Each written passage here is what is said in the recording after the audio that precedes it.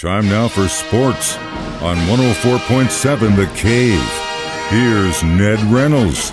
Mike, the intern, Ned Reynolds, in the studio on a Wednesday morning. So playoffs haven't even started yet, but the NFL likes to keep the ball rolling into the next season. It is a 12-month of the year league, after all, and we now know who the Chiefs are going to be playing on the road and at home. Of course, the AFC West divisional rivals, they play both, so that always happens. But looks like they're going to Green Bay, Jacksonville. Now, wait a minute. Aren't you supposed to be asking me these questions? I want to talk about this for a second. I haven't even asked a question yet.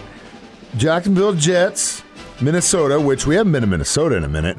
But my point is, I usually like to see at least one game that's close enough that I can travel to, but it doesn't look like there's anything that's close by. Green Bay's not that. Nah, and really the Minnesota one too, kind of. Jacksonville, Denver's probably the closest, but that always happens. That's happening every year. Goes. Yeah, and you're right. It's a pretty good schedule. There's one at home that you probably want to see, and that's the Philadelphia Eagles. They'll be in there to play the Chiefs. You gonna go to that one?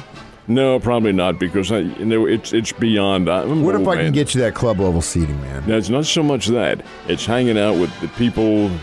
And I don't misunderstand. I'm not anti-people, but it's a different crowd altogether. Football as opposed to baseball. Yeah, too rowdy. I'm an old man. Come on. Okay, here's what we'll do. We'll limo you in there. We'll get you in there about 11:30. Enough time for us to walk to the club, get you a whiskey, and we'll go straight to the seat. You won't have to see anyone watch the game. Not good enough. It has to be 2 whiskeys. Okay, well then, all right. I'll get to work. I got what, 8 months or so we'll figure that out. But I'm getting you to that game. It is pretty good, and you're right. When you made the comment about the NFL, this is the best marketed organization in the country. They know exactly what they're doing. They have the NFL name out there, if not every day, certainly every week. All 52 weeks of the year, you have something about the NFL in the sports docket. Be it the combine, be it the draft, be it whatever, be it your team issuing free agents and things like that. It's right there. Well, this time it's the scheduling. Now, the dates, they won't be available until after the draft sometime in April. But you're absolutely right. At home, they have all the divisional rivals. The Buffalo Bills are playing in Kansas City again. Do they ever play the Chiefs in Buffalo? Doesn't look like it, but that happens to be the rhythm in which the NFL has an agreement with each of the divisions. The Bengals, Cincinnati Bengals will be there. Miami Dolphins will be there. The Detroit Lions, a much improved football team, will be in Kansas City. Chicago Bears, they're not much improved. And Philadelphia Eagles, who this year have the best record in the NFC. That may not last in the playoffs. That may come crashing down. And on the road, you go to Jacksonville, you go to New England, you go to Green Bay, as you mentioned, Minnesota, and the New York Jets. How interesting is this? The New York Jets. Well, they're getting better, too. Everything shapes up as, while this is not the toughest of all schedules, it'll be a good challenge for Kansas City. The interesting thing is, and you mentioned as far as the Eagles go, that is a team that could definitely be dangerous next year as Jalen develops. Same thing with the Jets. They could also be. We'll see. Strength of schedule. When you look at it, you're like, man, Chiefs. That's a tough run with the exception of a couple.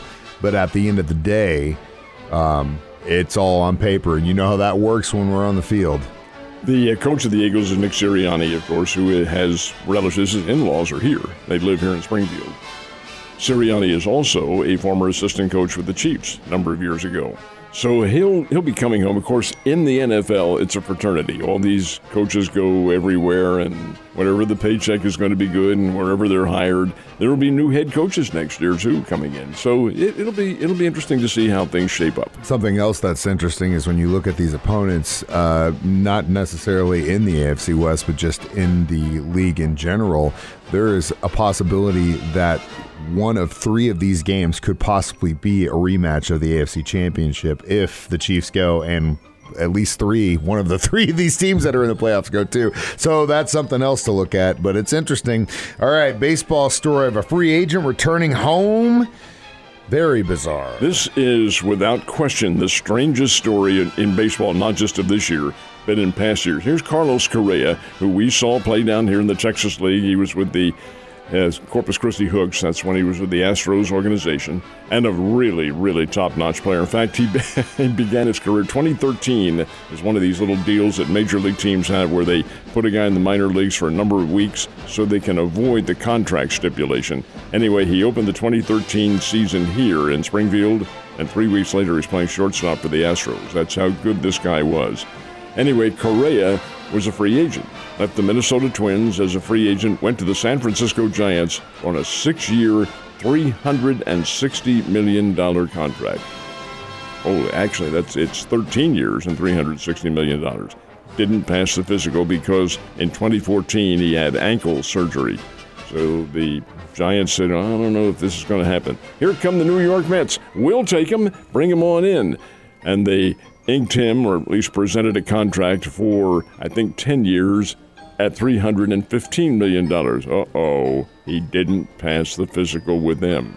Now, what is this? The problem occurred in 2014. He's been able to play injury-free since then, and all of a sudden it's cropping up now?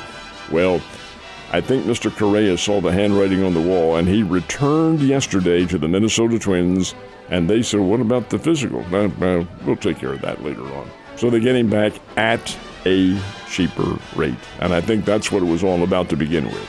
But at the end of the day, he's still getting paid a lot of money. How about 6 years at $200 million? Yeah. Dude. Hey, folks, come on. Just ride it out for 6 more years. Buy an island. See you later. One of the Cardinals' multitude of outfielders, which they are heavy in the outfield position, is out of St. Louis. He is. That's Corey Dickerson, who was with the Cardinals for 1 year and played sparingly with the ball club. He was a fill-in outfielder last year.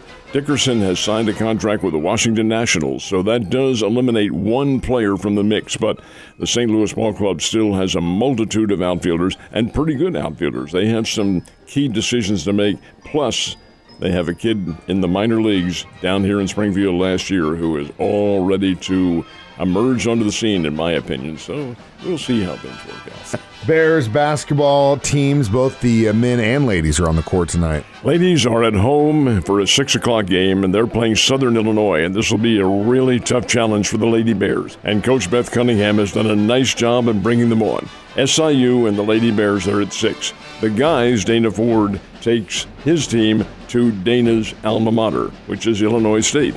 And they'll play up in Normal, Illinois. That's a 7 o'clock game tonight. These are both pretty good midseason challenges for both these teams. Now, what do they mean as far as the standings? Well, both teams are vying for first place in the conference. And ending up with a top seed when you get to tournament time in March, well, that's big, very big, because you get a couple days off to rest and relax and so forth and so on. But you have to win them first, and Missouri State will be faced with those challenges coming up tonight, both genders, ladies and men. It's good to see that they are at least on the right path as of right now, but they still got a long way to go throughout the season. All right, we know that they are the national champions, the Georgia Bulldogs, and we already know who they're going to open their season up with in the fall, and this is a little iconic, isn't it? It is. It's weird when you think about it, because there's a local irony to all of this. Georgia, the national champs, are going to open up with Tennessee Martin. Now, Tennessee Martin's a 1AA or FCS team. That's not unusual. A lot of clubs open with them or play them early in the season. Bears do. Bears play Kansas next year. But Tennessee Martin is an opponent that is pretty good. They're a playoff team. They're not in Georgia's category. But Tennessee Martin will get the stuff beaten out of them in Athens, Georgia. You expect that. This is Georgia, for heaven's sake. This is the national champs, and they're big, they're mean, they're hostile, and they'll come after that. So probably a battered Tennessee Martin team will return to Martin, Tennessee for their home opener, which is the following week. And who's their home opening opponent? You guessed it, the Bears. So there's a chance, if you're into these things, to compare Missouri State to Georgia, the national champion. And how that game turns out. And how it might turn out. Of course, it's all false. You can't do anything. There's no way you can compare teams like that. But it is interesting to see what might happen with Tennessee Martin playing the Bulldogs and then the Missouri State Bears. Had some really good other college basketball games last night, didn't we? We had some, well, KU for one thing. KU and Oklahoma played last night, and it was a dandy. And Oklahoma had the lead the entire game until the end. Always the way it shapes up when they're playing at the Allen Fieldhouse, or the Fog, as they call it up in Lawrence. The final was Kansas 79, Oklahoma 75. The Sooners had the game won and let it get away. K-State, your ball club, big win over Oklahoma State, and that's a nice win for K-State. 65-57, the Wildcats win that one. And in the Missouri Valley, the team that's the preseason choice for number 1 in the Valley, the Drake Bulldogs, did get a win. It's a 76-71 win over Illinois-Chicago. And I've seen the Illinois-Chicago team play. They played the Bears, and Missouri State ran them out of the ballpark in Chicago earlier this year. How they've improved, well, we'll find out, because Illinois-Chicago and Drake will both play here a little bit later on. And the Kentucky Wildcats, and you talk about a team that's been a major, major disappointment this year. It's John Calipari's Kentucky Wildcats. They lost last night at home to South Carolina, 71-68. That should not be happening. Let's see how this season morphs on. It's been exciting so far, and I got a chance to watch a lot of it in Vegas there at the sports book. And, man, it's some really good teams. It's almost as if you're kind of feeling the same changing of the guard in college basketball as we are in college football, with the exception of the normal key players. When you're into it, Mike, when you're really into sports, the time to go to Vegas is the big March Madness, because the games are they have these huge screens and all the books. That place is sold out already now for that. I have a lady friend who made a trip out to Vegas. She said, "Oh, here's the sports books. We'll just find some books in here." No. Yeah, no. Those places get just insane, and it's a lot of fun. It's a lot of fun to watch. But we got a long way before the madness starts in a couple months, Ned. You have a great day. I'll see you tomorrow.